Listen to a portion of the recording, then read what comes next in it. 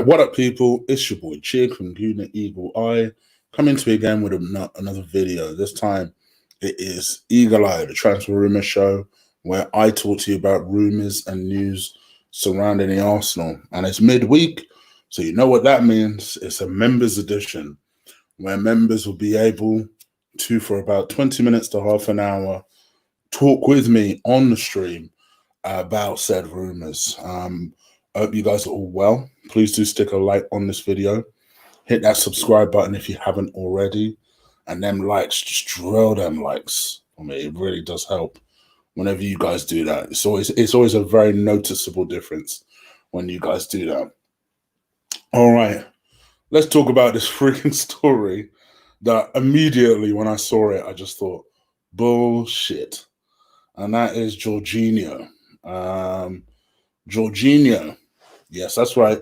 The Chelsea midfielder that all he can do is pass the ball and take a penalty. Jorginho is being linked with I think it's a £30 million move. Is it a £30 million move? Oh, they don't even say how much it is. But he's being linked with a move to Arsenal. Yeah. Arsenal are keen on a move for Chelsea midfielder Jorginho. That is according to Sky Sports, who report that the Italy international has joined Partey and Abour on Arsenal's hot list of midfielders. Obviously, we all know we're looking for at least one central midfielder, and they believe that Jorginho can fit that bill. The Gunners face the prospect of losing Lucas Torreira, who's expected to join Atletico Madrid during this window. And it is understood that Arteta is very keen to improve his midfield with the experienced midfielder. And it's unclear whether the Blues would be willing to lose him. Now, I'm not going to lie to you. As soon as the story came up, my immediate thought was bullshit. I had all kinds of people hit me up on various different group chats I had. And I immediately thought, there is no chance. There is no chance that this is a true story. Maybe I'll even humor you. I'll humor people for 1 second. Maybe he came up in a conversation very briefly. I don't believe, and I know we have a hard on for Chelsea players. I already know this. I just don't believe that Jorginho would have been that guy. Then the other thing that people are going to tell me is, oh, but maybe he was one of those people that Arsenal considered to swap with Matteo Guendouzi. No, there is no chance. There is no chance. I'm telling you now, there is no chance. I don't care how much the papers sing about this because they know that Arsenal fans will react. There is no chance this is a true story. I am convinced by it. And hey, look, if it ends up happening, I'll hold my hands and I apologize on the show. But for me, I am about as sure can be that this is a BS story. There's no substance to it. I honestly believe it's a case of maybe for a brief spell, his name came up in a conversation. And then subsequently, as a result, we for a minute explored the possibility or idea of signing him. And that's about as far as it goes. That is, in my opinion, what I think has happened. What do you guys think? To me, it may not even be. Keep in mind, people, we've got the rest of this week, next week, and then the Monday after. That is the entire transfer window that's left. So it may not even be the worst story you hear between now and then. And I knew that there'd be a story like this, just a completely, like, what the fuck type story. Like I say, if I'm wrong, I'll hold my hands up. But to me, it's just a story that doesn't make sense. We're looking for people who can control the midfield, control. And I'll give Jorginho this. The guy can pass the ball. He's a hell of a passer of the ball. He really can. He's got attributes. I could see why his entire attribute, I hate using this term, No offense to the American listeners I have. You know I love you, and I've got plenty of them. In fact, exactly 12% of my audience is American. I know that. But I pay attention to my analytics, trust me. Right? So I got love for you guys. But I hate mixing American football terms with football terms, right? I was going to actually say soccer. I was like, no, football terms. But he is the quintessential quarterback in the sense that he won't necessarily do much else.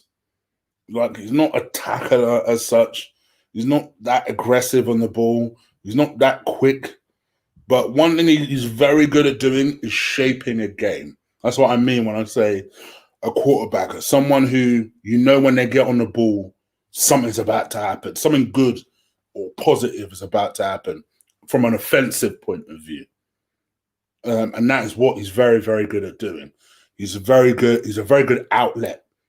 He's the guy that provides that out ball. Not to mention, the guy is a hell of a good person to have on a penalty. On a penalty, I know he missed that one at the weekend, but that was literally the first one he missed for Chelsea. In fact, I think in the 23 penalties he's had in his career, he's missed 2 of them. That ain't bad. Considering when you consider the last one was this past weekend, that ain't bad. But that ain't enough to spend however much Chelsea, I would imagine, would want for him. He's 28 years old. There's just nothing about this that makes sense. I get it that we're looking for a central midfield, but as I said earlier, I think we're looking for a midfield. For me, what I like about the Partey and the Aouar links, they're different players in the sense that one focuses a little bit more on a certain part of the game, and another focuses a little bit more on another part of the game. Even though weirdly they're both actually box-to-box midfielders, but they have a slightly different focus. You know, Partey is all power, picks up the ball from deep, and can drive a team backwards with his runs. Whereas Aouar is more someone he's a shaper himself, but he can pick up the ball from deep. He can dribble from deep. He can pass long range. He can even tackle. Actually, I think people forget that part of his game. Like, he can tackle. He dictates a game. Like, he's more than just an offensive shaper. He dictates a game. Actually, he can shape a game with his attributes. And I think for me, that's what I think we miss at the moment. Like, we have a Granit Xhaka who, to be honest, is probably our Jorginho. In this, other than the fact that I actually think Jorginho is a better passer of the ball, but he's probably our version of that. Doesn't really run that much, gets on the ball, tries to make something happen. Whereas Ceballos is more someone who more of a hard worker, tries to get the ball from deep and drive it forward. Ironically, we probably have the BTEC versions of Jorginho and Partey in our team. especially Ceballos. He's nothing like Partey in certain respects, but he tries to do the same, especially his new role at Arsenal. He tries to do that type of job because Torreira couldn't do that.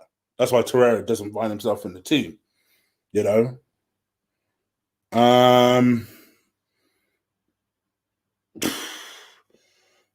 In my view, I'm finding it difficult to believe. That's just the way I think about it. I just think that I just don't see it happening. But what do you guys think? Let me know. Leave it in the comments below. Fabrizio Romano. So he came out talking about the Aouar deal. I suppose I should get Twitter up so I don't misquote him. And obviously, I think pretty much every single day at the moment, someone is kind of looking towards Fabrizio for some kind of update on the Aouar deal, because in my personal opinion, I think it's silly, but most people actually hope more for Aouar than they do for Partey. I personally think it should be the other way around. But, you know, It is what it is. Let me show you something very, very quickly. Fabrizio came out. 1 second. Completely lost my flow. Yeah, basically said this. Atletico Madrid are not going to negotiate with Arsenal for Thomas Partey. They are still convinced he's going to stay this season. The Torreira deal has not been 100% agreed yet because Arsenal want a permanent deal. Atletico loan offered.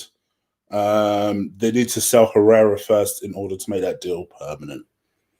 And I can't help but think, I sat here, that I bet Atletico Madrid somehow end up with Torreira on loan whilst we end up with fuck all. And in my mind, I'm like, I get that Torreira is desperate for the move. Don't get me wrong. And maybe Arsenal feel like they owe it to him maybe to give him a move that he obviously now wants. I mean, out of all the teams that are interested in Torreira, why would you not want to go to Atletico Madrid? Like, I can completely understand why you'd want to go to Atletico Madrid and work with someone like a Diego Simeone. Absolutely makes sense. You've got that South American connection. Absolutely makes sense. But I think from our perspective, this is where I find it really difficult to accept and have a reasonable attitude to Arsenal getting bent over again, taken for one of our players, and we don't get anything we want. We don't get money. We don't get anything we want. It makes no sense. For me, this was the story that pissed me off much more than the Jorginho thing. The Jorginho thing I laughed at and moved on. This was what pissed me off. Because I just thought to myself, you guys can't be serious. You can't be serious. You can't tell me that you have a player like Torreira, who still have 2 years left on his deal, is 24 years old. We're not talking about an old man here, right? So let me get this straight. We've got a player who's 24, has 2 years left in his deal, and I get it. Before someone wants to start talking some shit, right? I get it. Pandemic season, yada, yada, yada, yada, yada. But the way I see it is, if Atletico Madrid are holding tight on what they're demanding for Partey, why the fuck aren't we? I don't understand why we don't tell Atletico Madrid, cool, as you want to be like that, 25 million or fuck off. I don't care. I'll keep Torreira. I've got 2 years. I've got 2 years left in his deal. So 25 million or fuck off. I ain't interested in talking to you. If you ain't talking on them terms, or you're not trying to include Thomas Partey, bounce. There should be a 2-second conversation. But instead, all the stories I'm hearing is Arsenal are trying to negotiate a deal, and it's looking like it's going to be a loan deal that just involves Lucas Torreira. Hey! What do you mean? I made what I thought was a reasonable suggestion at the start of the week, right? I don't understand. This is just my personal opinion. I don't understand why Arsenal don't just say, all right, let's be sensible here, right? And before someone says it, you're right. Who knows? Maybe they've already offered this. But again, I come back to the fact that if they've rejected that as well, then you tell them to fuck off. It's as simple as that. But I'm going to make my suggestion anyway, right? I don't understand why they don't just go up to Atletico Madrid, right? And be like, all right, cool. Here's what it is. We've got a player you like. You've got a player we like, right? You don't have money. We don't have money. So here's what we're going to do, right? This is just a suggestion. You've got 2 options here, right? If you want Lucas Torreira, then we need... In fact, I'll give you 3 options because I'm generous like that, right? If you want Lucas Torreira, then we need 25 million. Or if you want Lucas Torreira, then why don't we have some sort of... Or we can include Lucas Torreira in a flat-out deal for Thomas Partey, where we give you 20 million plus Lucas Torreira for Thomas Partey. Or here is another deal. Here is another option. We do 2 loan deals. 2 loan deals, right? We'll give you a £3 million loan fee. Why only £3 million, you say? Because we're not going to charge you for taking Lucas Torreira. We'll give you Lucas Torreira on loan for 12 months. You give us Thomas Partey on loan for 12 months. We'll give you a £3 million loan fee because we recognise that there is a difference in value. So we'll give you a £3 million loan fee, right? We'll cover his wages, whatever. Because he's on 60 grand. We'll cover his wages. We'll cover his damn wages. You cover, if you want, we'll even cover Lucas's wages just to sweeten the fucking pot, right? We'll even cover Lucas's wages during this time. He's on 75 grand a week. Fuck it. Between the two, do it, right? We'll cover both sets of wages. We'll give you a £3 million loan fee, right? You give us Partey for a year, we'll give you Lucas Torreira for a year. We both have options in this deal, right? Come the end of that year, you have 2 further options. You can say to yourself, all right, I accept a deal of Lucas Torreira plus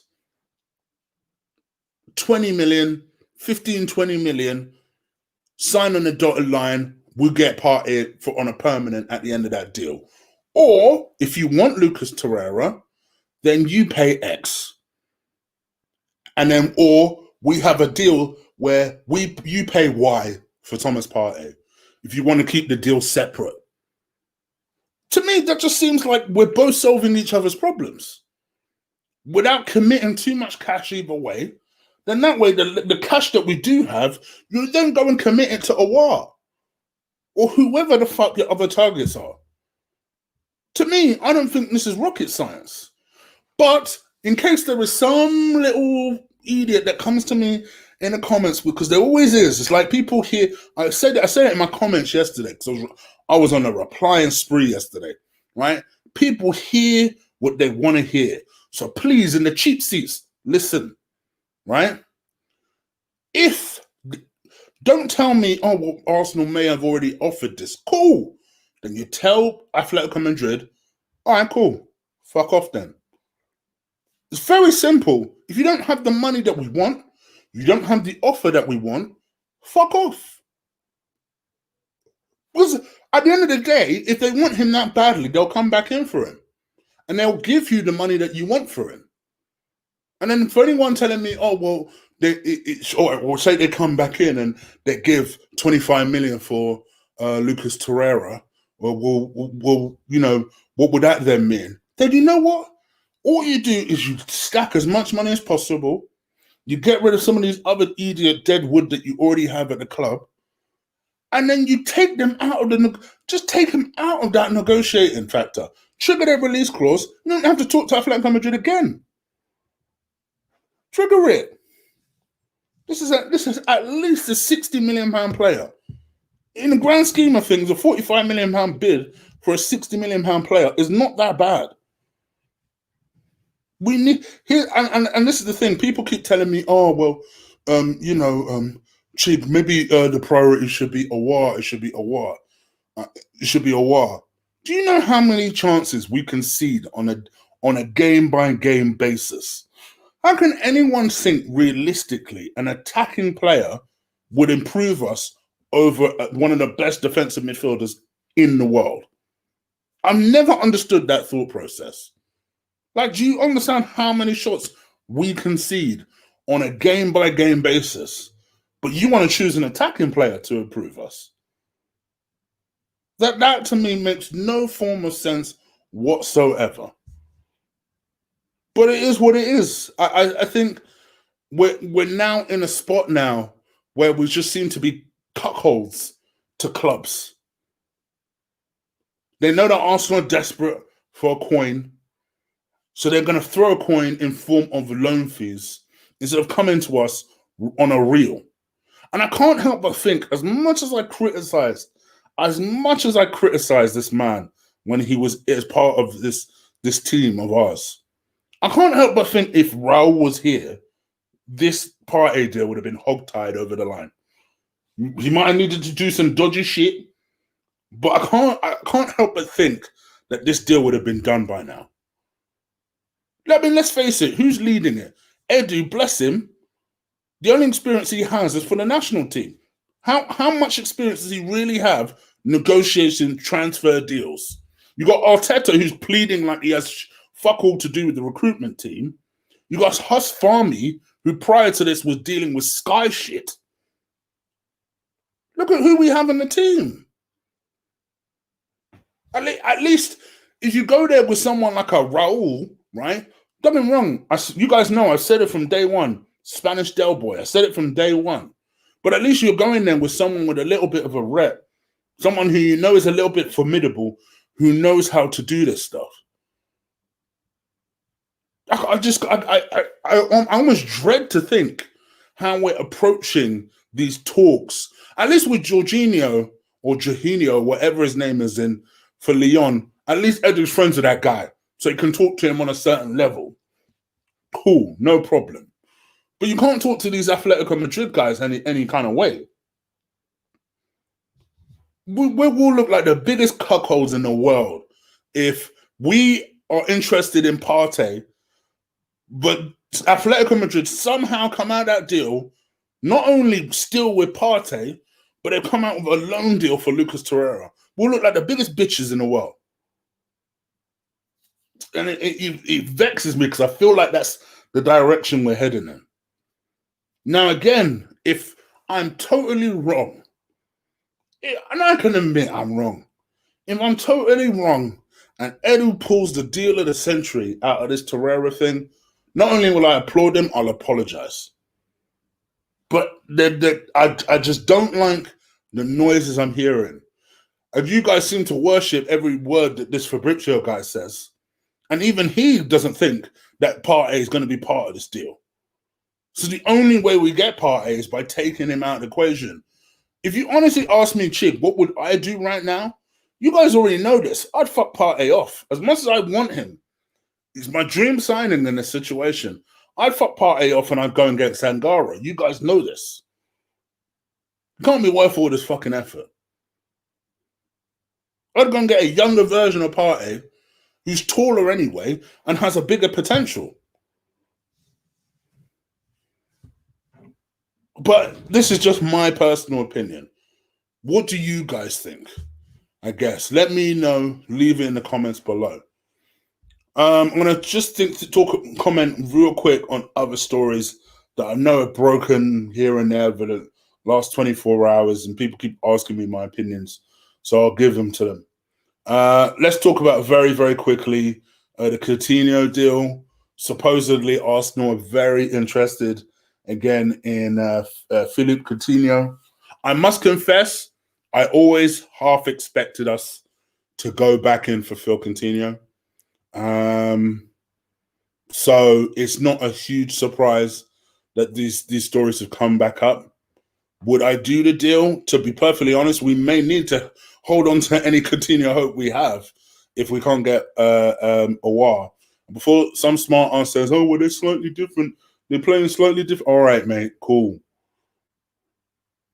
But you may just need the Phil Coutinho thing just in case. So, yeah, Phil Coutinho alone, I could absolutely see something like that happening. Not for certain, but I could definitely see it happening. Barcelona have apparently edged in front of Bayern Munich for Guest, who's the Ajax right back. Probably heard me and Lee talk about this a couple of times through watch-alongs and reviews and stuff. We were both hoping secretly that Barcelona will come in for Hector Bellerin. Well, it seems like that's gone because Guest looks like he's chosen Barcelona over Bayern Munich.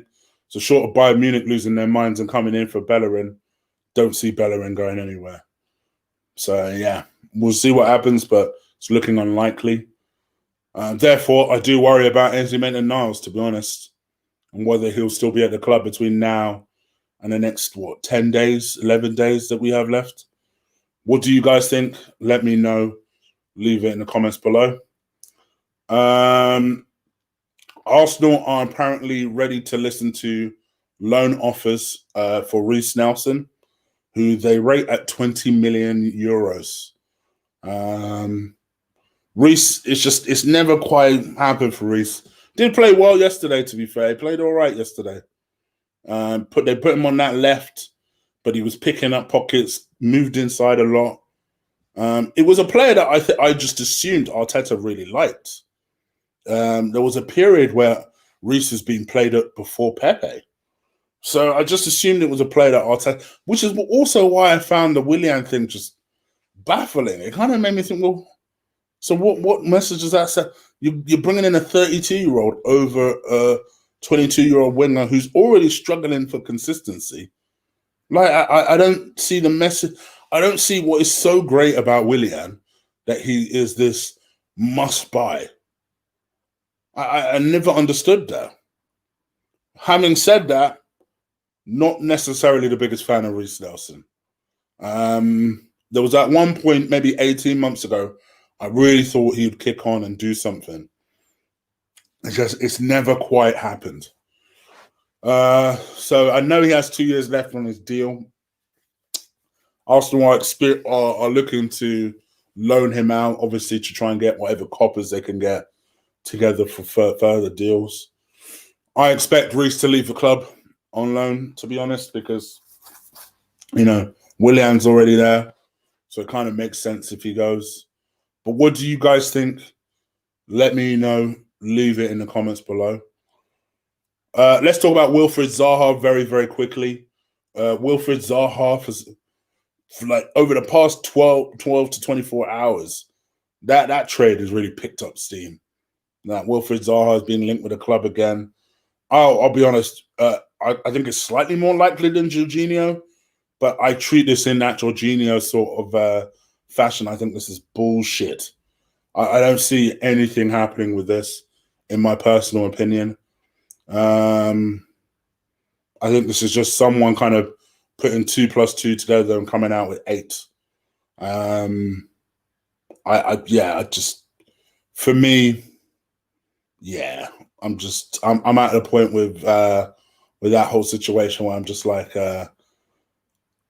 Zaha, I think for me, he played well against United, but I put this on my Twitter the other day. The problem is 20% of the time you see that. Whereas 80% of the time, you just see someone who's wasteful, who makes bad decisions, who goes on diva struts. It's just like, oh, I don't want none of that. I don't want none of that. I'd rather Reiss in a lot of ways, because at least that's someone who has the potential to get better, even though I don't think he will. But I could accept that he still has the potential of getting better. Whereas Zaha, I just think this is it. This is all you get in a purple patch. Absolutely unplayable. The problem is you don't see the purple patch enough. So maybe, I don't know, maybe for a club that he loves, he'd be better. But I just don't see that. I don't see it. I don't see it. What do you guys think? Once again, let me know. Leave it in the comments below. Just seen something pop up on my screen that supposedly Arsenal are moving closer to completing the signing of the Brentford keeper, David Raya, which is interesting. Brentford would only be prepared to sell David Raya if a London club loan him back for the rest of the campaign. Now, obviously, we've already signed Alex Runnison from Dijon earlier this week. So I guess Arsenal could potentially sustain loaning a David Raya back to the club if necessary. I personally don't rate either keeper. so this is probably the wrong guy to have this conversation. But I guess it all depends on if they really believe that David Raya is that guy. They can push Leno. Leno, I'm a nervous wreck whenever he gets near the ball. I never had those feelings around Martinez. people always say to me, "Oh well, I bet you never thought about this about Leno before this whole Martinez thing." Yeah, I did. Check the videos. Even before there was a Martinez. By the way, haven't always rated Martinez. Even before there was a Martinez, I had my doubts over Leno. I was not as impressed by him as everyone else was. So I've always had doubts about him. And I've seen one of those keepers dramatically improve, and I've seen the other one not really improve, in spite of the fact that everyone seems to think that he's going to be this Neuer type of keeper. I don't personally see it. I think he's always been a fantastic shot stopper. I slightly disagree with what Lee said yesterday. I think Leno is very good with his feet. I just don't think he's that good with his judgment.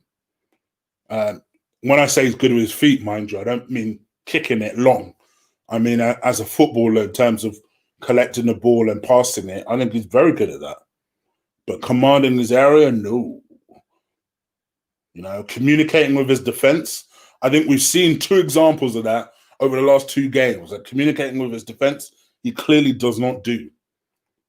So if Raya can at least be better at those things, I'll be happy. But again, what do you guys think? Let me know. Leave it in the comments below.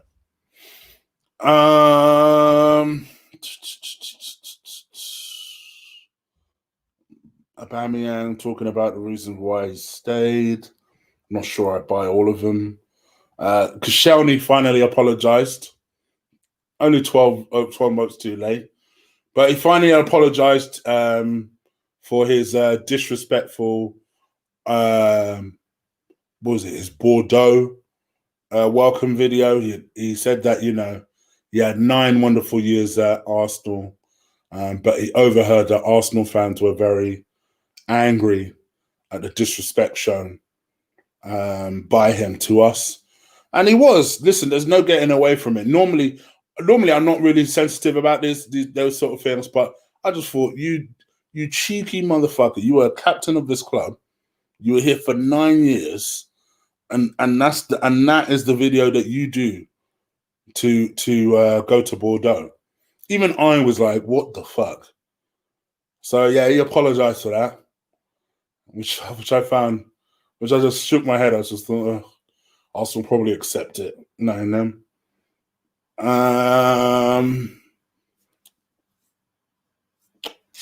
Don't think there was anything else really.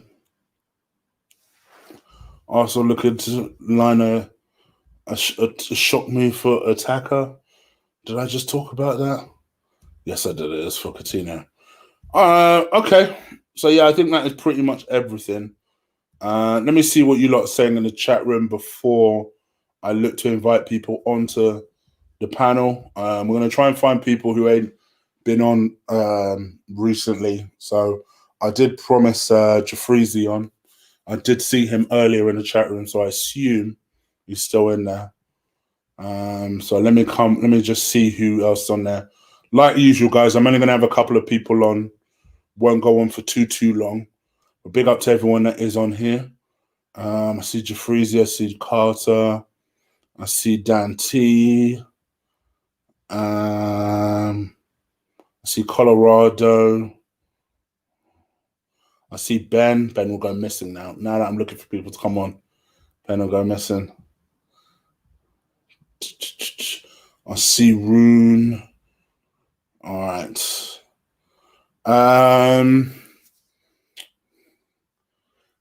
Get in the bin, most overrated defender. I agree with you, Jafreezy. And it was disrespect. I just don't like the disrespect that he showed. Normally, I'm not, like I say, normally I'm not sensitive about that sort of thing, but in that particular instance, I was. Guys, I know our non-members are watching as well. You are welcome to join the membership. Just hit the join button, and you are free to come on to A, comment in the chat room, and B, come on the stream. I always like having little friendly debates with people, much to some commenters' doubts. I don't mind it. For me, I don't mind people disagreeing. It's just disrespect. It's disrespect I hate. That's my thing. That is my pet peeve.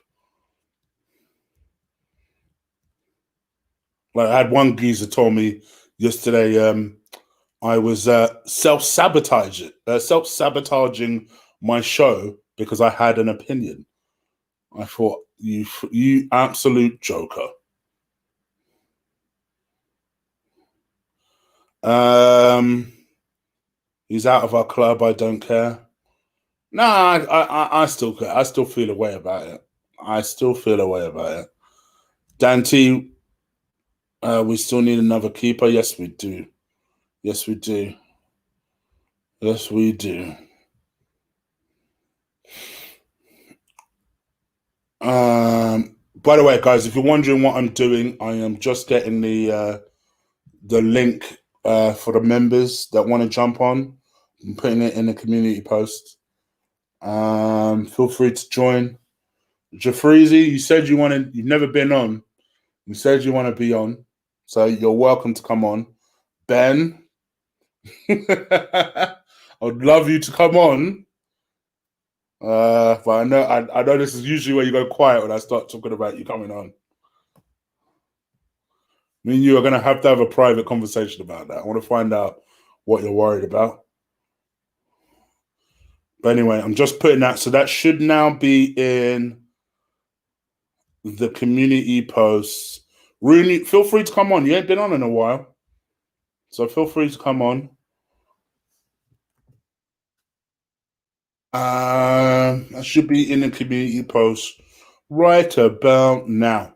So do feel free to jump on. I'm only going to have a couple of people on. Don't want to go on too long. It is quite late. A man's got work in the morning still. So feel free to jump on. Anyone else who's watching and that isn't able to comment, you feel free to join. Hit that join button, or at least hit me on Instagram if the join button for whatever reason is not working. Let me know and I'll bring up a link.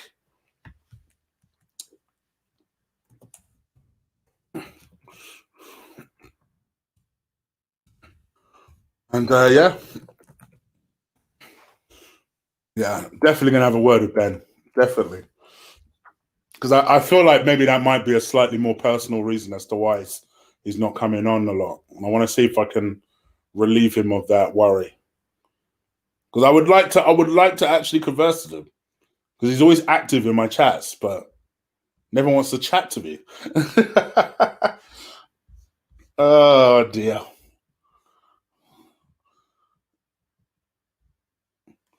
Uh, to be honest, I already forgot about because Colorado. Come on, you ain't been on in a while as well. Actually, come on.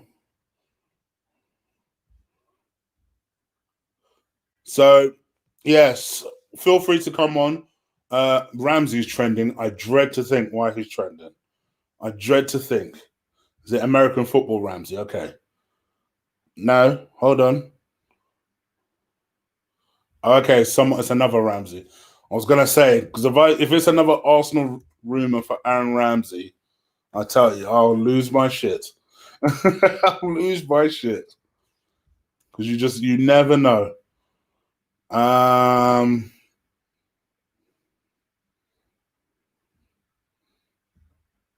yeah, no other real rumors happening tonight. That's why I like my late night shows these days, by the way, guys, because for some reason I notice Arsenal news seems to break around 9 to about 11 UK time. Makes no real sense, but like significant news. So that's why sometimes I do revert to these late night shows. But then if I'm with the other half, she'll just be like, no, you need to come upstairs. So it's King Kong time. If you know, you know. So yeah, so then sometimes I'll go a bit early if that's the case.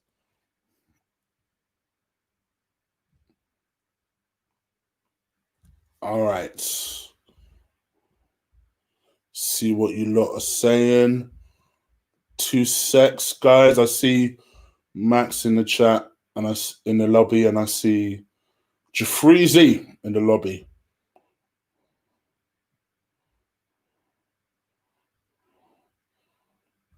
So just checking other news just in case I'm not missing anything. I've got like 85 different sources that I use. That's how I bring out some news before, like, and then when people talk about it the next day, I'm on to the next thing. So yeah. All right. Nothing else at the moment. There is this Imtiti thing. I'm not even going to bother talking about it. But supposedly we are among 5 teams after Samuel Umtiti. But I'm not taking it too seriously. Guys, 172 people watching. That is great. But let's bump up them likes. 71 likes. So hopefully let's get these likes right up. Yes, Rune, titties. Titty. I don't care if I'm saying it wrong. And Max, I see you in the lobby. Don't correct me again. If I'm saying it wrong, leave me to say it wrong. Right? 74 likes. Come on, let's get that up closer to 100. Hit that subscribe button if you haven't already. And like I say, feel free to join the membership. You can join. It is easy. You don't only get these streams, you get pre-recorded videos first. You get gym membership stuff first. You get normal vlog stuff first. You get all kinds of little goodies that I'm starting next. In fact, I'm starting this weekend. This weekend. My gym membership starts this weekend. So it's going to feel very different. If you're already a member, lots of shit is coming at you. So keep that in mind. All right. Let's get this shit going. All right. The usual suspects. Max. How you going, Chick? How you doing? DVS, say hello to the people. And Freezy, say hello to the people. What's going on, guys? Bluetooth, all of you. Bluetooth. I tried. Oh, okay, cool. All right, Dante, no problem. I'm going to hold you to that. You asked me to ask you next time. So I asked you next time, and you still can't come on. Anyway, guys. We can't seem to negotiate a deal to save our life, can we? What do you think, Max? Yeah, it's not good. It's not good. I'm not going to lie. It's not good at all.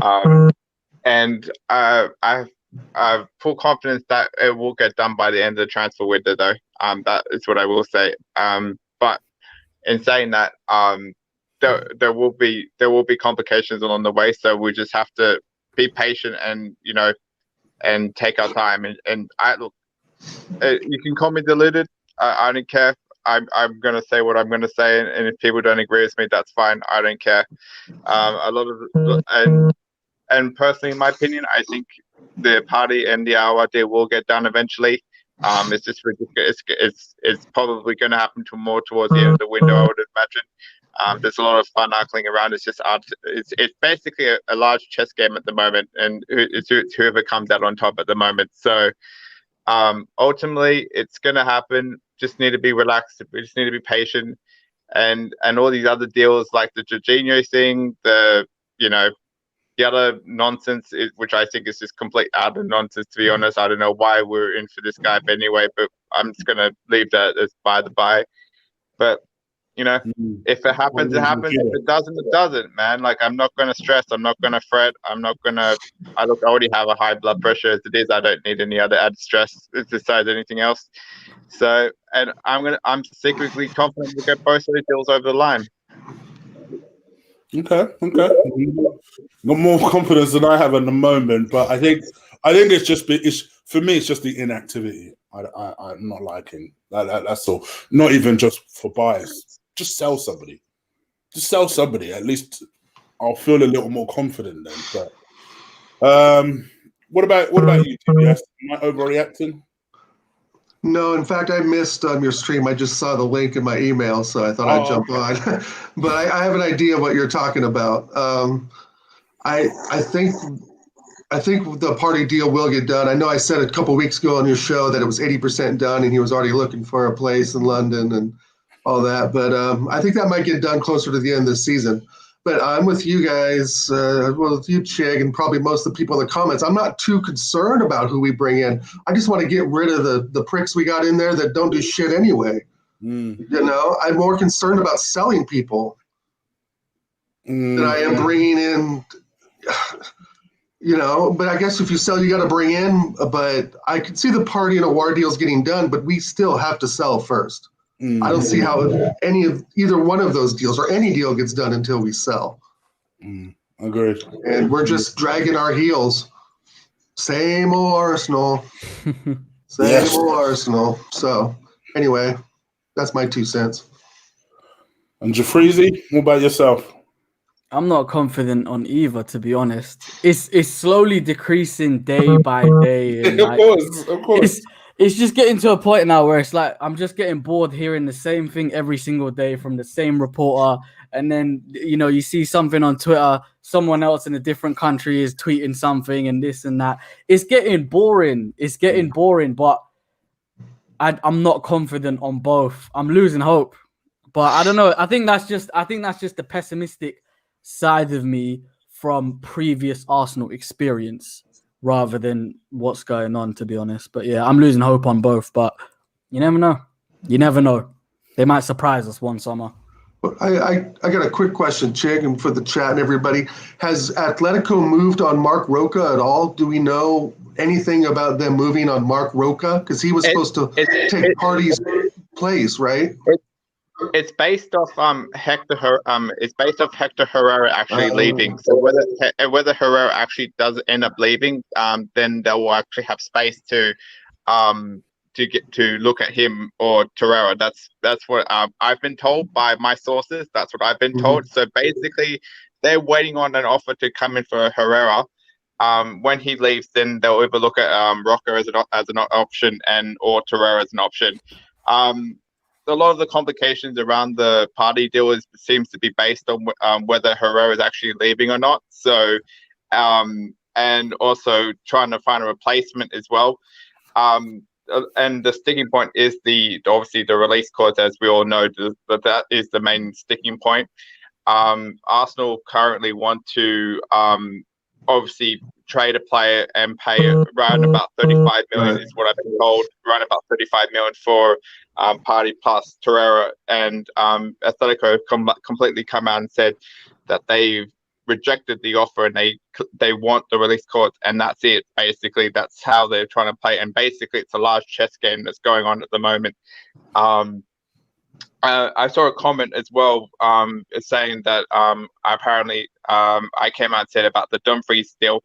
Now, what I would say about that was Arsenal were looking at Dumfries when it looked like Hector Bellerin was going to go, and they inquired about his availability. They actually didn't officially put a bid in. They inquired about his availability because they weren't sure whether Maitland-Niles was going to leave at that stage, and whether Arteta was going to sell Bellerin. So they were inquiring about Denzel Dumfries from PSV. But that's all they've done is inquired about his availability on that.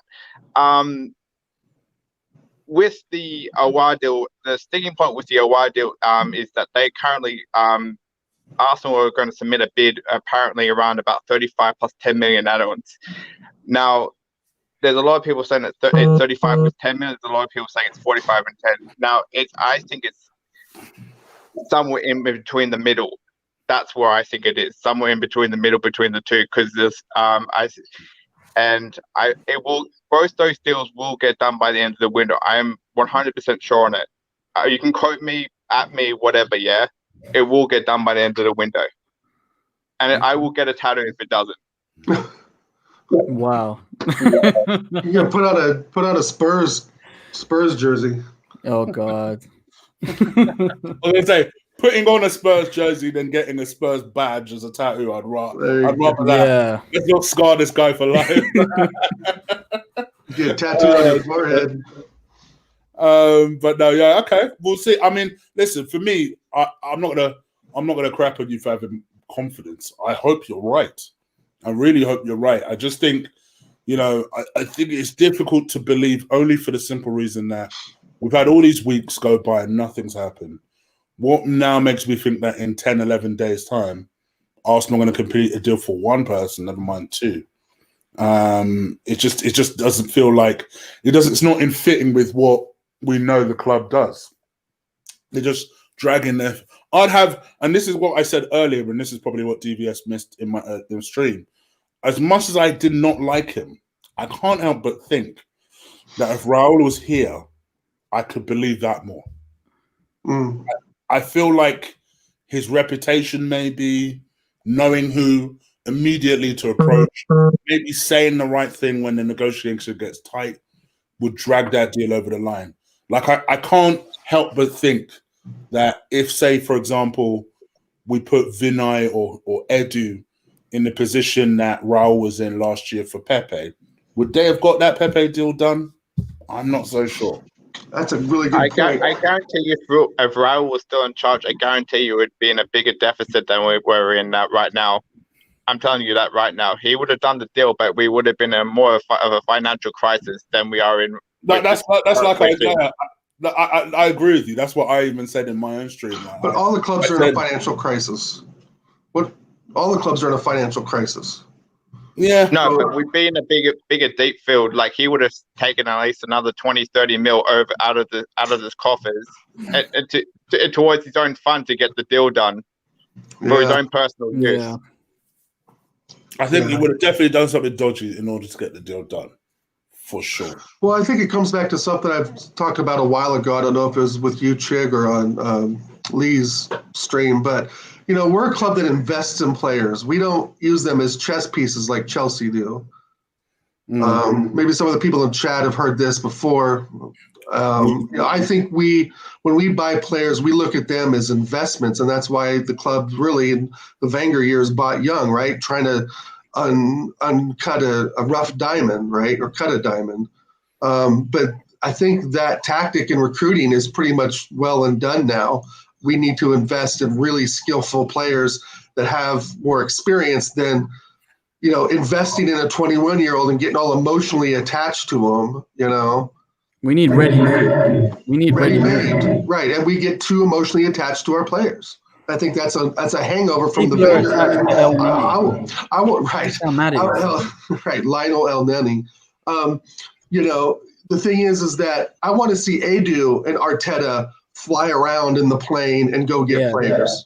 Those are the two I want to go get players. I want Edu on the business side, and I want Arteta with him side by side at the table for the coaching and the development side. Right? Let Edu handle the marketing and money, and let Arteta find the talent, because Arteta knows football. He knows it in Spain. He knows it in Italy. Hell, he knows it in Scotland when he was with fucking Rangers. I mean, him and Edu, I think, would really close deals if they were to go together as a recruiting team and ditch Vinay for sure. That's my opinion. And let's crush this myth right about now. Arsenal have more money than 35 million sitting in the coffers right now. Let's crush this myth now. Yeah, 100%. They have more than 35 mils in the coffers. What they are doing is they are trying to save money by playing this chess game so they can spend less money. You saw it with the Pepe deal when we spent 72 million on Pepe, right? When we could have spent, which by all accounts and reports, we could have spent at least like half of that. But because we used Raul, we end up spending 72, which is what cost us financially, which is why when Chig posed the question, would he have got the deal done? Yes, he would have, but we would have pulled an arm and a leg to get it done, which would have hurt us financially in the deep run.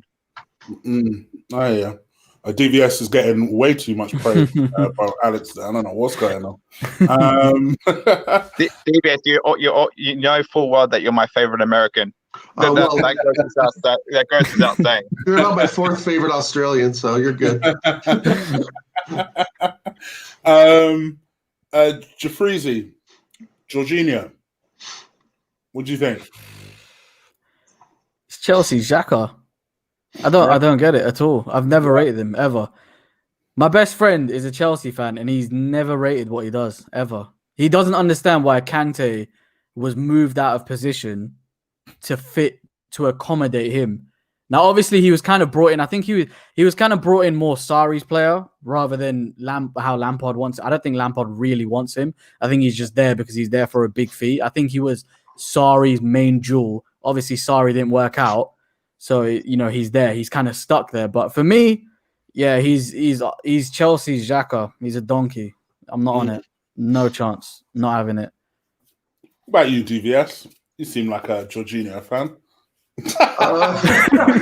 Yeah, is he Italian or Brazilian? I forget. Italian. I think he's born Brazilian, but like right. Italian, He is far better than Xhaka. He just he's a little small, but he was good at Napoli. And I just don't think because you go to Chelsea and you're average that you're all of a sudden a shit player. He would be way better than Xhaka. I think Arteta would probably use him maybe of course a similar way, but as a more of an attacking threat, which of course we don't really need, right? I mean, we need a deep line. We don't need a deep line playmaker. We need a deep line, center defensive mid, right? We need someone to protect the back four. And I don't know if Jorginho can really do that. But I think if we were just to swap Xhaka for Jorginho or some radical idea like that, I would be all for it. But I wouldn't buy it. I wouldn't spend over time. I was right. What's that? I was right. You are a fan of Jorginho. He's good at Napoli, man. He was pulling the strings at Napoli 2 or 3 years ago. Like I said, you just don't turn to shit because you didn't work out at Chelsea. How many players haven't worked out at Chelsea? Kevin De Bruyne, Mo Salah. I mean, there's a list, right? Candidates, yeah. So Jorginho would be a massive upgrade from Xhaka. I see Troubles in the house. I see Trouble is in the house. Boss man. Process. Indeed, trust the process. What about you, Zach? Because to a certain extent, you do trust the transfer process, at least. Do you trust the idea of Jorginho? That's to you, Max, by the way. Oh, I thought you said Jack, and I was like, No, what? I heard Zach. Yeah. I don't know. Hopefully. Well, for me, look, if I'm going to say it very simply, and I'm going to be crystal clear, and Lee's not going to like anything that I'm going to about to spout out right now, so you better leave the chat right now. Okay, I'm no full well he's not gonna like anything I'm about to spout up, but that's okay. I'm okay with it, whatever, right? If Arteta wants Jorginho and Jorginho is his guy, then I'm gonna back it because he knows more about football than I do. And if he wants him, then who am I to say that he's wrong? He hasn't let me wrong yet. He's won games where I thought we were going to get absolutely plastered, and I wasn't very confident in. So what can I say? And we won 2 cups, man. There is nothing more to say, really. All right. Yeah, those are all the things that I would imagine Lee would be rolling his eyes at right now. To be honest. As Lee's famous words is, trust the process. Trust the process, indeed. Look at it, like Not G says, a whole lot of faith needs to be placed in this process. It's damn sure. Okay, I mean, is there any rumor that you've not seen me cover? I suppose I've never really asked this, but is there any rumor that you've not seen me cover that you think there may have substance to? So, Max, I know you're usually one for this, where you kind of there's usually a rumor that you've heard that I might not have that you think might have some substance. Is there anything that you think, any kind of surprise deal you could see Arsenal completing between now and not next Monday week, I should say? I don't be surprised if we end up looking at another alternative. As I said, I posted this probably about a week ago actually now. Is if the Partey deal doesn't get done, which I think it still will, I think we will look at alternatives like you've already mentioned. One is the Singara. I think we're also looking at Bukhari Samari, which is how you pronounce his name, chick, for the 11th time and 12th time. I'm going to say it the way I say it, Max. You know, I've already said this to your brother. Simare, yeah. Say it the way I say it. You know who I'm talking about. Obviously, there's obviously links to Diarra from Roma as well. So don't be surprised if they're also in the clockwork as well with Jorginho as well. Also, I was going to talk to you about Diarra. I was going to talk to you specifically about this. At what point do we just say, because like Lee says, you know, again, it all depends on if you believe that Fabrizio is the all-knowing, all-seeing. But based on what he's saying tonight, this Partey deal is dead. At what point do you just abandon ship and say, let's just go for this Diarra guy? He does a similar kind of job. He's a defensive midfielder. Yes, he's not Thomas Partey, but from what I understand, when he's fit, he's a very good player. At what point do we just say, all right, let's just go for this guy? This is a gettable guy. He's not too expensive. Let's just go for him. My personal one would be Zangara. Everybody knows this. For me, he's 10 million, 12 million at most. He's 22. On that, yeah, he might be going to Southampton, you know. This is what I'm saying, and that's going to annoy me so much. With the Højbjerg replacement. Yeah. What? And that would be, for me, I think that would be a hell of a upgrade. It'd be an upgrade. See what I'm saying? I'd personally go and get him. At what point do we just... But even if it is this Diawara guy, he's third choice on my list, but even if we just say, all right, forget Partey, let's abandon ship, let's regroup, go and get somebody. What point do we just go ahead and do that? We should have done it 6 weeks ago, chick. Yeah. That's my That's the fucking problem. Sorry for my French, but that's the problem. It's too late. Last minute FC. It's too late. I mean, Lee said it before. You get someone in, they got to bleed them in, blend them in, whatever the fuck it is, and all of a sudden, you know, you never know if you're guaranteed a spot. There's no guarantee that Arteta is going to pick Partey every single game. There's no guarantee he's going to pick Diarra. There's no guarantee he even knows his best 11. Come on, guys. We all know that he doesn't know his best 11 already. He doesn't. He just doesn't. And we're going to sell before we buy. But the one player I'd get if we are getting Partey as a CDM would be Sandro Tonali, the Italian guy. I think he's 23. I think he moved to AC Milan, though. Has he already moved? Yeah. He's already moved to AC, but he was one that I was thinking of as well. He had an outstanding season at Brescia, and he's quite young as well. So yeah, and he's a beast on the ball. Yeah, he can get up and down the box. He's defensive. He's fast. He can play on the right, I think, as well. Not as a real winger, but also there's another guy.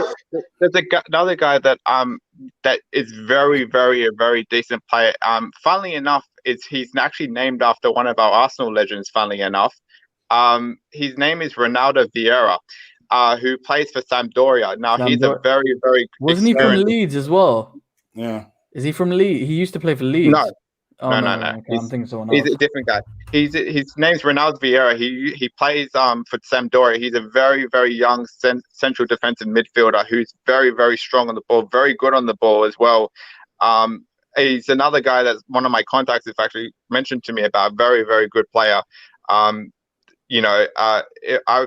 He's very, very similar. He's a very, very similar mold to Kante, a very young Kante, and he's very, very good on the ball. He can play as a number 10 as well. Don't forget. So he's very versatile as well, and he's a sort of a defensive midfielder that can push up and get as an early tackle. He's very quick on the ball too. A very strong for a young kid as well. So he's 22. So you know that so as an option. And just want to answer Lee's question. Does anyone know what our play styling is?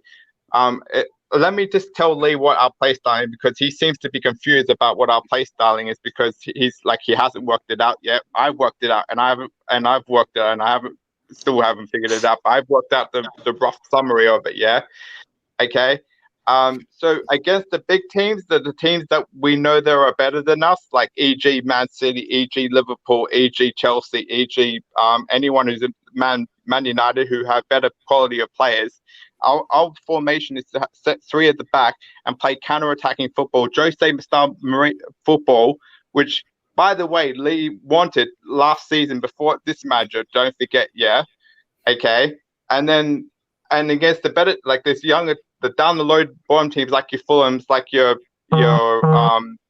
West Ham's, like your other teams down that sort of bottom area of the region, which is play more aggressive style of football, who dominate possession and use the likes of your Aubameyangs, your Pepes and push forward and attack teams like that and just rinse them out of the game. That's our style of play.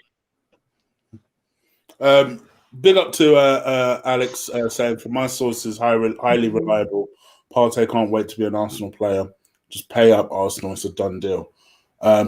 Alex, bruh, I told you that 3 months ago, and people laughed at me.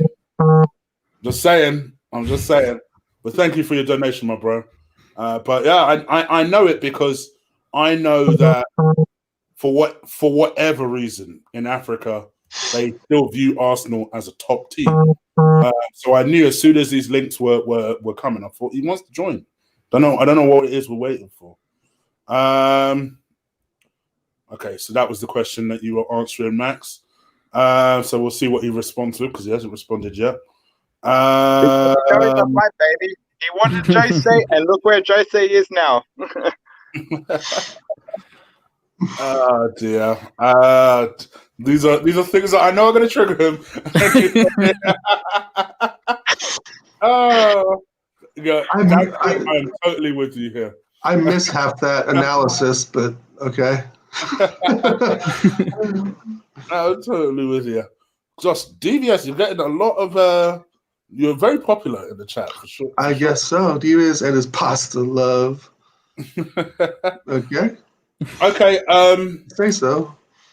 In 10 days, if you had 3 sales and 3 sales only that Arsenal can make, what would they be? Jafreezy? 3 signings or sales? Sales. Mm. Do you want them to be realistic, or do you want them to be like realistic sales between now and Monday week, 5th of October? Torreira, Kolasinac, and Socrates. Yeah, for me. Good choice. DVS? Torreira, Guendouzi, and Kolasinac. That's my choice. And you, Max? Torreira, Mustafi, and Socrates. Okay. Yeah, all different, all viable, all ones. The worst thing is, you can argue that every single one of them needs to be sold as well. 100%. That's the thing that's annoying me. Not going anywhere though. I gotta agree with what Archie says. Archie says Ozil alone would make me happy. Yeah, no, 100% of that. Yes, Ozil would make everything happy. Yeah, just that one alone. This is your reply, Max. This is your reply. You two need a room. I gotta say, I saw that coming, Max. From a mile away. You were arguing on this one, especially when it comes to Jose. It's like his second specialist subject after Ozil. It's Jose. Well, Lee, let me put it this way: when we break into the top 4, and I'm sitting up at the top and I'm looking down at you because you don't think we're going to break into the top 4, then you can come back to me. Ah, there you go. I do like it when who's pessimistic about us getting into the top 4. By the way, I'm actually confident that we will. I tried to put my own egg in Lee's face when you're like 5%. When Nketiah outscores his boy Watkins. That's right. You heard me, Lee. That's when I'm coming for you. Can I say this as well, right? Lee, you have a fantastic channel, but recently, Chig has overtaken you in terms of over quality. Don't do that. No. Oh my god! Someone get the matches. It's lit. The fire's lit. Someone get the matches. Don't do this. I've got enough of these flames in the comments. Oh my god. Don't do this. Max is asking for that smoke. That's why I said you guys Asking for that smoke, bro. I can't wait for tomorrow's stream. I'm not involved. Thank you, but I'm not involved. Here we go. That's the last time I'm talking to you, by the way, when you're talking to each other. Anyway. Wow. Calm. Right. Let's talk about Arsenal in the future. You know what I wanted to actually talk about in my next member stream, and I figured I'll bring it up now, was I did a video about where I thought the top 6 lie and where the bottom 3 lie. Let me get your opinions on where everybody sits in the top 6 and the bottom 3 for me, because that would be great. I'm going to start off with you, DVS. Put you on the spot. So end of the season, top 6. Yes. Did you say end of the season? Okay. First place, I think Liverpool, Arsenal, Chelsea, Man City, Man United, Tottenham. I think we're going to finish second. Wow. Yeah. You've been taking some max. Confidence pills or something. By that though. That is crazy. We will finish the top 4 if we sell players and get some in. But if you're saying the squad now, second now. No. If we sell, which we're going to sell players. Okay, all right. Sorry. So if we sell players, we will get second. If we sell players and get Partey and Aouar in second or third, I think we'll finish above Man United, Tottenham, right, which are 4th place teams, right? Chelsea's definitely going to finish 3rd, right? I think they're going to finish above 4th. So I put them 3rd. So let's say City, us, Chelsea. Who did I say 4th again? Shit. No, Liverpool, Man City, us, Liverpool, Chelsea, Man United, Tottenham. Okay, that makes sense? Okay, sorry. And then the last 3, I think it's going to be the 3 that are down pretty much now, like Fulham. God, who's the other 2? West Brom. Aston Villa, Newcastle.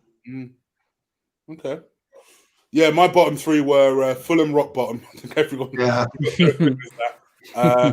West Brom, although I must admit I was impressed with the fight they showed over the weekend with West Brom, so I'm starting to doubt that.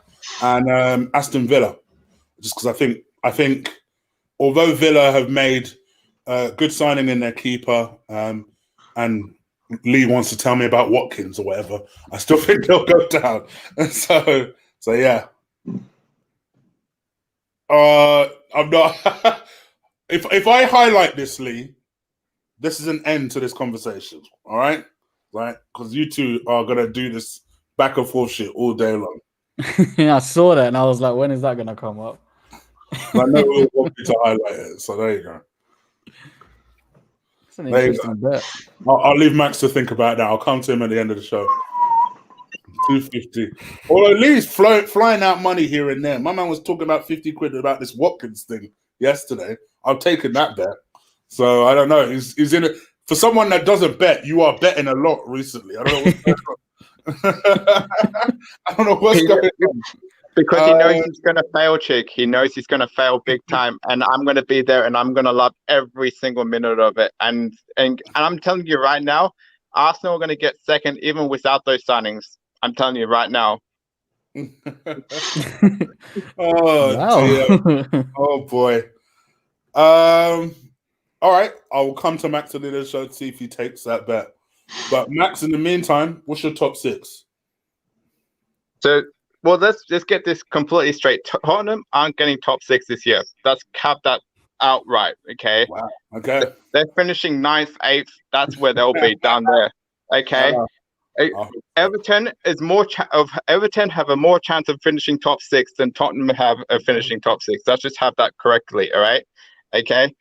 Fifth is going to be Man United because they're in an absolute state of where their board is. So they're not finishing top 4 this year. Let's have this correct, right?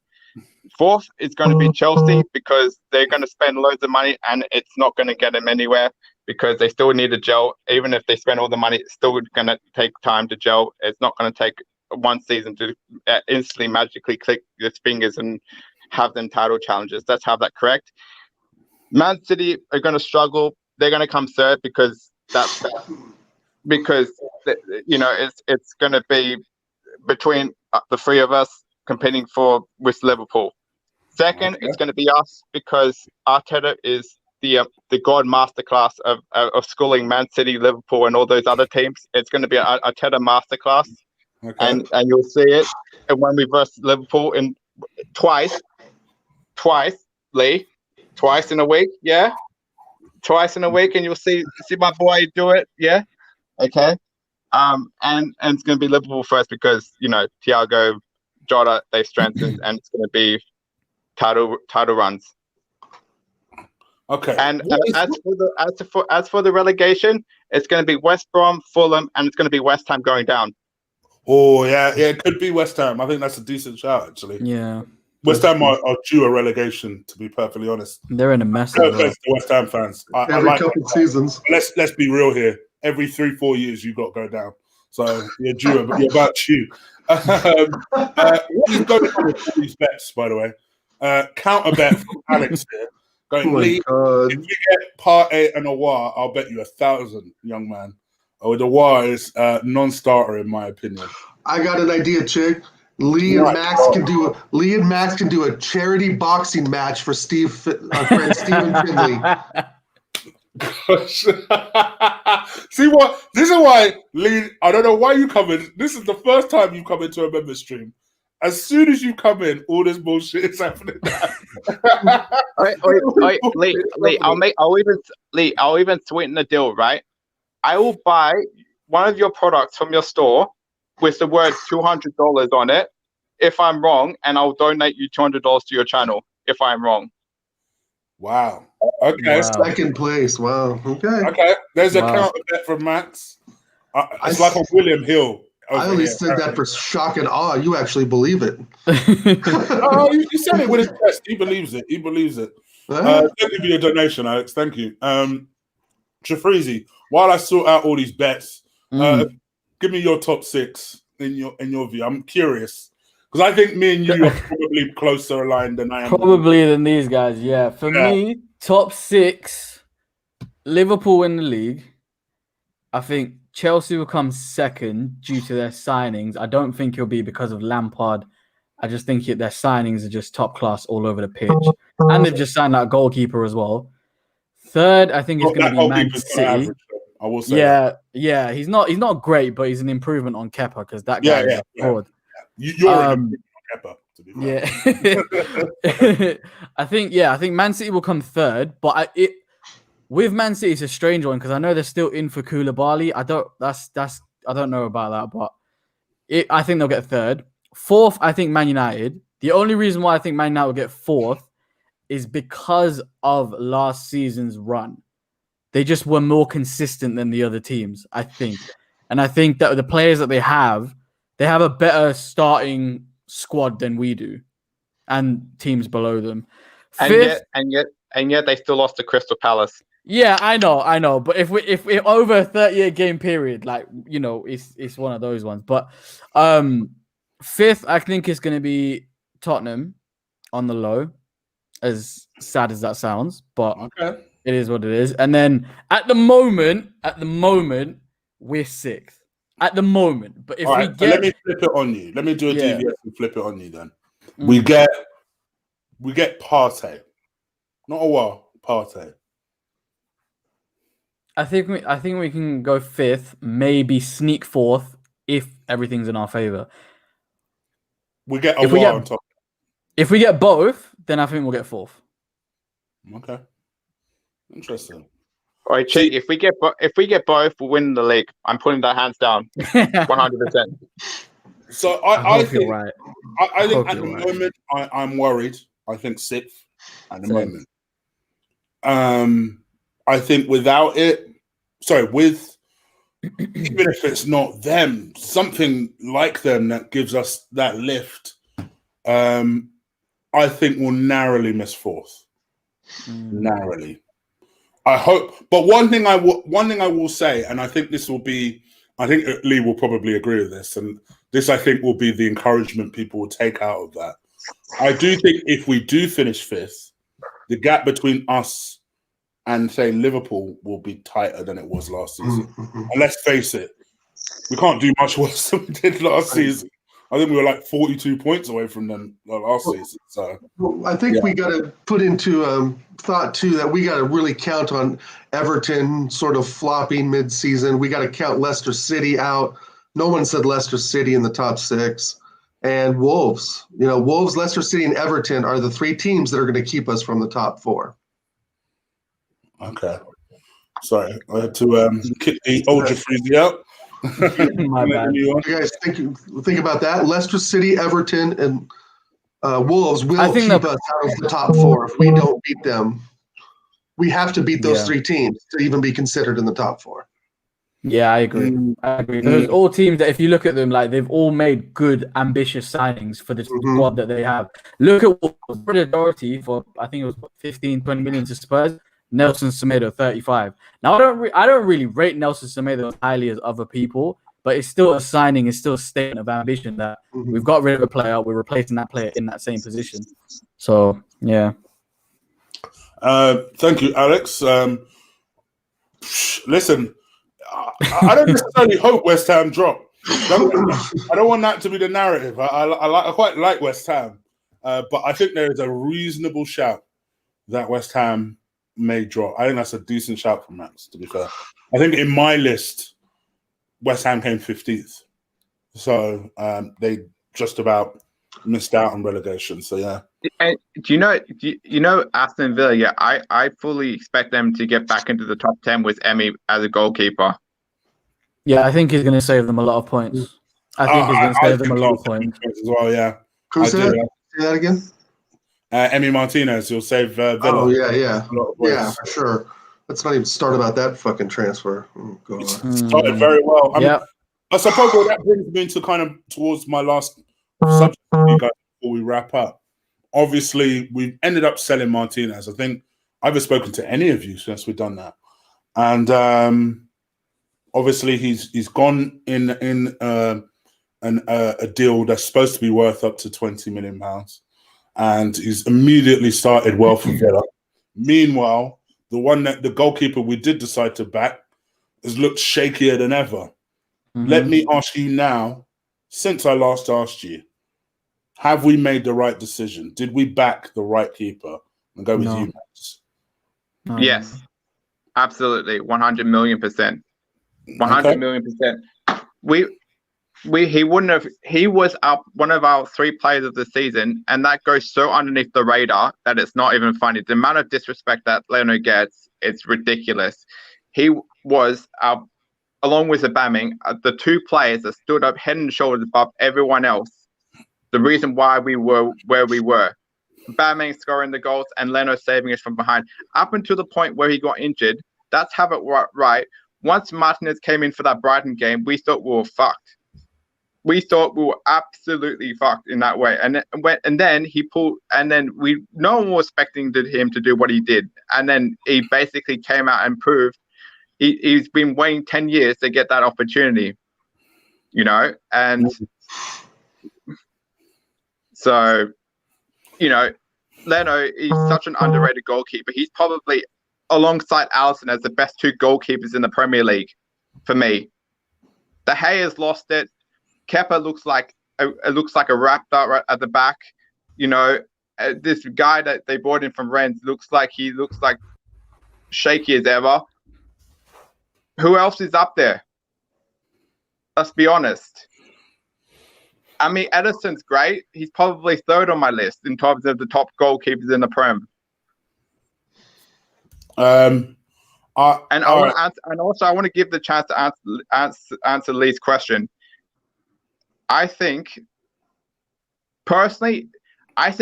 Jose, Ollie, and Frank Lampard are all getting sacked before Arteta. Actually, I Big don't call. necessarily disagree with that. I think I Arsenal get it. are I all get it. in. They're Yeah, all I don't in. think Lampard's. I think they give Lampard a full season, and then the following season, if it falls apart, then they let him go. They've I think they invested are too much all money in in. players for him, and he's a legend there. And Roman Abramovich, I mean, shit, he was probably at his fucking wedding. I mean, they're buddies. They are all in. They're Whether you close think they should friends. be all in is another question, but I think they Yeah, are. right. So, what was the question, Chig, about Martinez being sold? So obviously, you've heard Max really defend Leno there, saying that he And believes he made a very good point. great It and was passionate one, Aubameyang and and even Leno. to the point where even Archie like agrees and thinks that Leno Right. gets a lot of disrespect and he's going to make some world class saves against Liverpool. What's your view on it? Do you think we made the right decision? Did we call it correctly? No, I think we would have let Martinez continue playing until he started really making mistakes and then put Leno back. I think Martinez was on a run.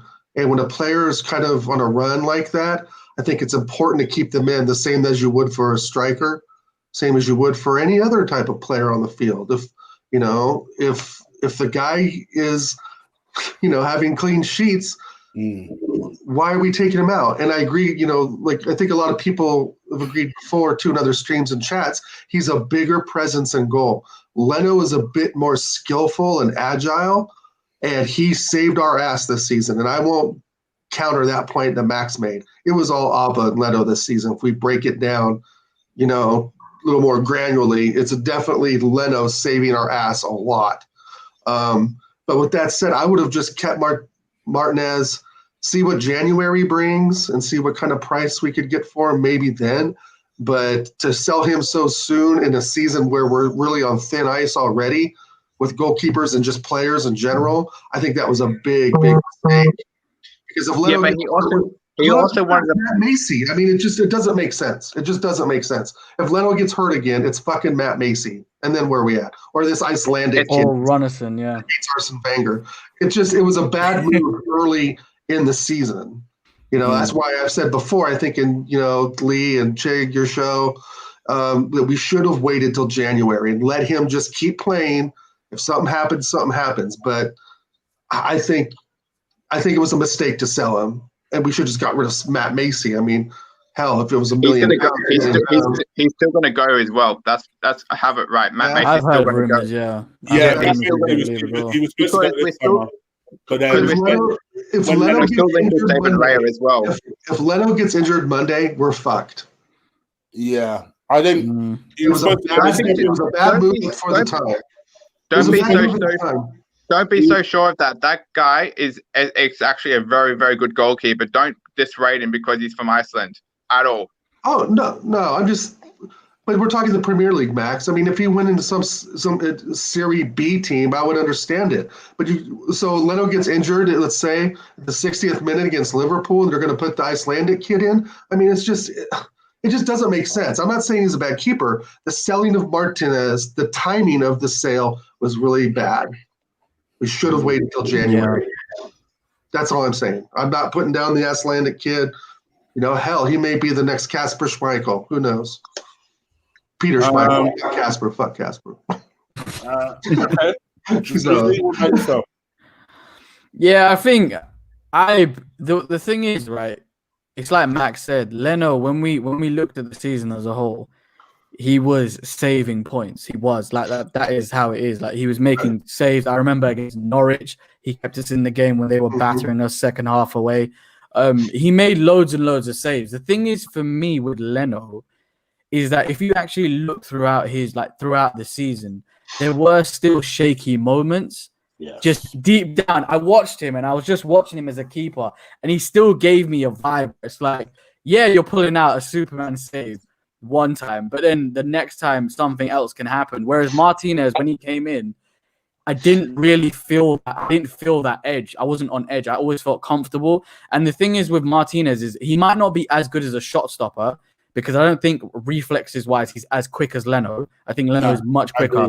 But I think the other stuff, like how commanding he is, I think he's a bit of a leader at the back as well. the way he communicates with the defense, I don't think Leno communicates as much. I saw someone earlier in the chat. They put that Leno's more of a silent type of keeper, whereas he won't marshal the defense. He'll just make the save if he has to. And I think I get that vibe from him. Whereas for me, Martinez was more reassuring. I think he's better overall as a keeper. I think Leno misses qualities where Martinez doesn't miss qualities for me personally. But selling, on the other hand, to make it a balanced argument, you could say that we've kept a guy for 10 years. He's been here for 10 years. He's gone out on loan a few times. He's played like about 10 games and we've sold him for 20 million. So you could say it's a great stroke of business. But for me, I think he was playing well. You keep him in for me, just confidence-wise as well. Yeah, I think my view is very similar to yours, Jafrizi. I think, and kind of similar to DVS's as well, in the sense that I don't see what the problem would have been to just say to Martinez, "You got the number one spot now. It's for you to lose." I'll tell you what the problem is, because Martinez wanted to play first team goalkeeper, and Arteta said, "Yeah, you can play first team goalkeeper, but I'm going to play you as a cup goalkeeper and from most of the other games as well, and I'm going to have Leno as the Premier League goalkeeper." But that he wasn't happy with that. That's the problem. But that's the thing. For me, I think he deserved to keep the both places. So did Leno. So did Leno. He did nothing wrong up until the point where he got injured. He did nothing wrong, which is what the whole debate was about. But right? I guess that is the debate, because I think for me, I think Lee brought this up earlier in the chat room, and I agree. Martinez aside, I have never ever been overly convinced by Leno. Straight up, I think he's a wonderful shot stopper. Some people will call it, camera save merchant, whatever, but he's a wonderful shot stopper. I think that's where it stops, to be honest. I think when it comes to commanding his area, communicating with his defense, I think he does communicate, Chief. He does communicate. You say that, Max. We've seen 2 examples in 2 games of him clattering into his defense. That can't be communication. Because he's got Gabriel and bloody Saliba, where he can't speak their language. Of course, there's a language barrier. Well, they understand keep when the keeper goes keep. One of them that was done. Wasn't it David Luiz? Yeah. Surely, you saying mine? Everyone understands that. Everyone can understand that. This guy reacts before he thinks, and that worries me. Very true. He's more instinct. He's more instinct rather than. Yeah. I think he is instinct, but that's where I prefer the experience of Martinez, because I feel like Martinez, you could see, just watch any game with Martinez, constantly talking. That boy does not shut up. He's constantly talking, speaking to his defense, and that's why everything looked calm and easy. Whenever he came round, watch the defense, they part. And they allowed Martinez to claim it. No drama, no nothing. Yeah. I watched Leno coming out. Yeah. And I'm thinking to myself, what's going on? He punches, there's 3 people in front of him. Surely if you're communicating with your defense, the defense will part in the same sort of way. And that, for me, is why I'm concerned. I think Leno, yes, he's made great saves. And I will go as far as to say this. I think there are some games where you can't doubt it. He's been man of the match because his saves has been on point. They've kept us in the game. Let's also not pretend like this is not the same geezer that hasn't cost us games as well. Chelsea away springs to mind, where he's doing a Soldier Boy impression. You're like, where are you going? What are you doing? And so it's things like that where I'm just like, it is what it is. I feel like for me, we've gambled on what we hope is Leno's potential, rather than who is the better keeper now. But that's what we're always doing. And in my personal opinion, I think now Martinez is the better keeper. Whether you want to argue that Leno has the potential to overtake him is a different debate. But I think what we've gambled on is the potential rather than what the ability actually is. And I just think like we're just going to have to wait and see who's proven right. I don't know. I just feel like, for me, I would have just loved Martinez to stay 12 more months and then we really find out who the better goalkeeper is. And then if you still think Leno, cool, all right. But right now, there's still that massive question mark there. The errors he made, I mean, Chink hit it right on the nail on the head. I mean, he comes back from injury and he makes 3 or 4 just stupid howlers. I seriously thought we were gonna lose those games. Yeah, I mean, I felt way more confident in the Man City, Chelsea, and Liverpool games knowing Martinez is back there. The ball's kicked to him, he just catches it in midair. While It's Leno stuck just in his hits hand. it. It's stuck It in just his hand. sticks to his hand, Yeah. and Leno just parries or hits everything. I mean, I get what you're saying, Max, but I don't want you to think we're teaming up on you or nothing. And he's a good keeper, but he just doesn't have that solid, statuesque body in there. And he's in a good chest, and he's better than all of them. Can I just say it's kind of unfair to be comparing Bern Leno with Emmy, considering that Bern Leno's played half the season, Emmy's played 12 months. Okay, Right. And it's kind of not comparable. You need to I guarantee you this right now. Leno, along with Aubameyang and Saka, will be our 3 players of the season again this year, without a doubt, without a shadow of a doubt. You say that, but Leno, it's not like Leno came last season, Max. Let's not do that. He did come last season. He's had opportunities to prove himself over what's his 3rd year, and I don't feel personally he's any better than I thought he was at the start of the start of when we bought him. He's made mistakes. I was worried when we bought him because he made howlers in Germany as well. I thought to myself, all right, let's just forget Germany and see how he goes at Arsenal. I still see mistakes. He's come in since having that confidence. You think to yourself, all right, Arteta's pat you on the back. Now go and claim that shit. No drama, nice and easy. You've got West Ham and Fulham. What can happen against West Ham and Fulham? Oh, I know. I'm going to clatter into 2 of my defenders. The guy just doesn't inspire. If I'm a defender, I am much more at peace of mind with Martinez back there, communicating to me, Right. Talking to me, seeing things that maybe I'm not already seeing, versus a silent leader like Leno. That's just my personal opinion. The defending looks visually better if you watch those 3 or 4 games at the end of the season, the cup games. I mean, the organization, there's a lot more structure. looks better. Exactly, a lot more structured. They're not running around. They're not, they just looked more organized back there. And I think a lot of that has to do with Martinez being back there. And not to say that Leno's not a good organizer either, but it's just not as good. He's just quicker and more agile. He's smaller in the box. Oh my God.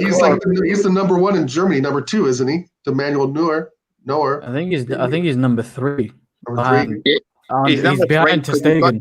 It's because he's got Ter Stegen and Neuer in front of him. Ter Stegen at Barca. Yeah, he's got Ter Stegen and Neuer in front of him. Yeah, that's right. He's got Ter Stegen was Belgium, but nope. All right. Can I quickly answer Lee's question before he harps on me about not answering his question? If Jose finishes above Arteta, I still don't want Arteta sacked. I want to answer Lee's question, and 2, I don't think Jose will finish in front of Arteta. That's my opinion. Okay. All right. Final thoughts from everyone. Let's start with you, Max. And also, do you accept Lee's 250 bet? Because you'll want me to ask you that. So what was the question? Sorry. Just final thoughts generally about Arsenal, all the things we discussed before we head up out of here. I think there is very, very positive signs. As I said, I'm going to back my team, and I'm going to stick with my chest out, and I'm going to say Arsenal will finish second. I think the signings will eventually get done by the end of the window. Even if it doesn't get done by the end of the window, which I still think it will, but if it doesn't, we'll still finish second regardless because Arteta's the man.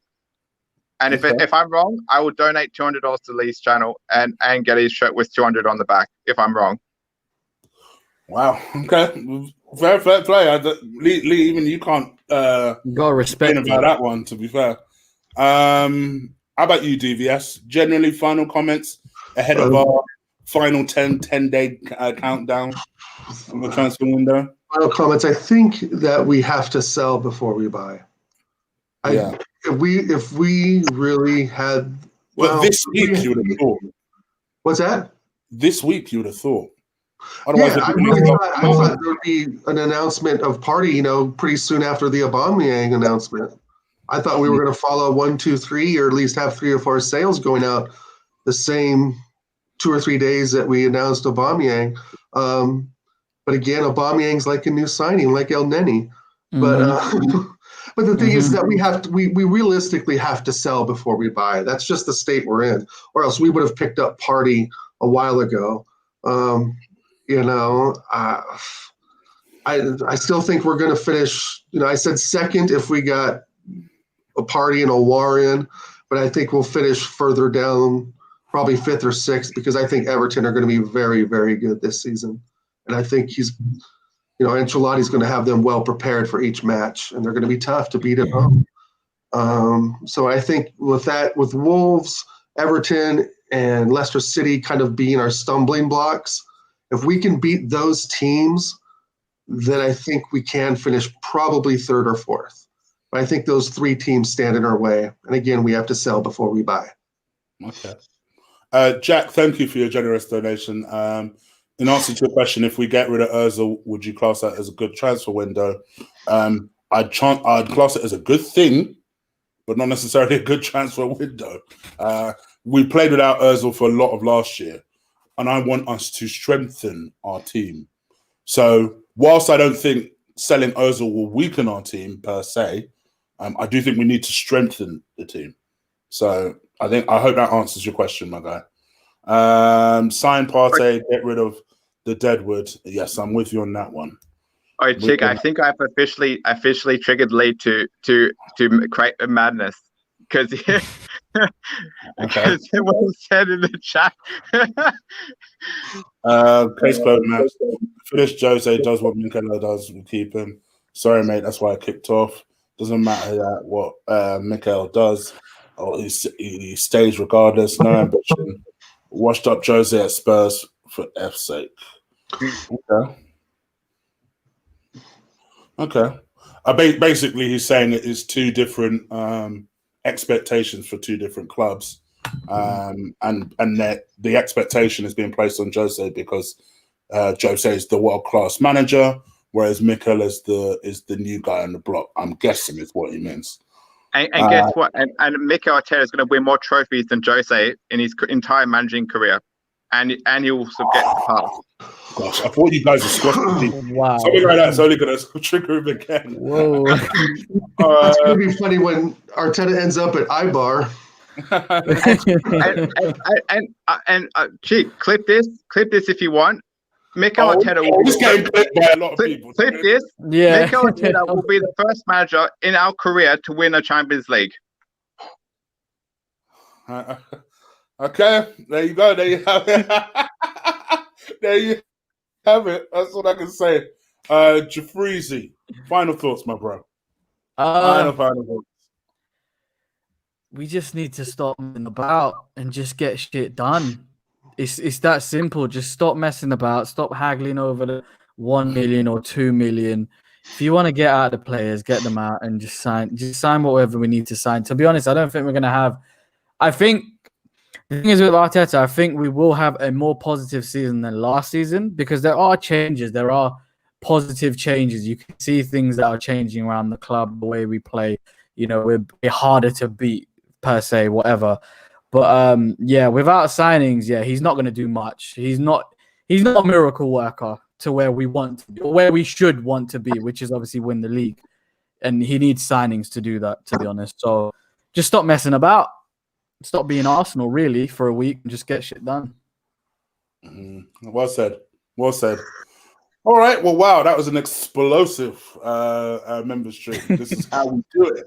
Thank you to everybody that did catch the show. DJ Crane, you're a joker. This is like the 3rd time you've caught it in the last minute of the damn stream.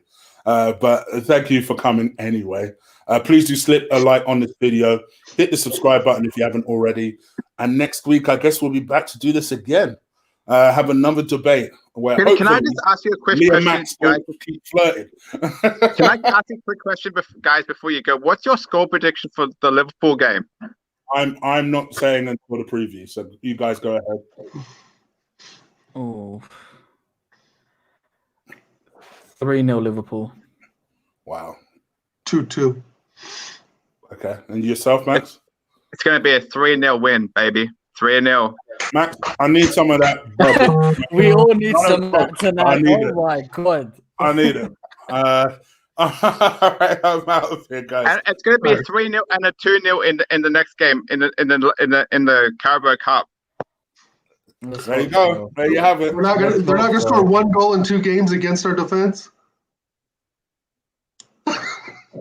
No. No. They're not gonna score 1 goal in 2 games against our defense, is what you're saying. No. Liverpool aren't scoring against our defense. No way. No way in hell. No.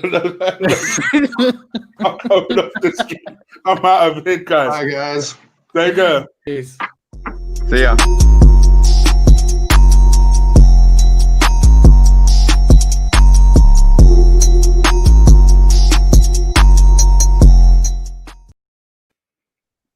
All right. Thank you, fellas.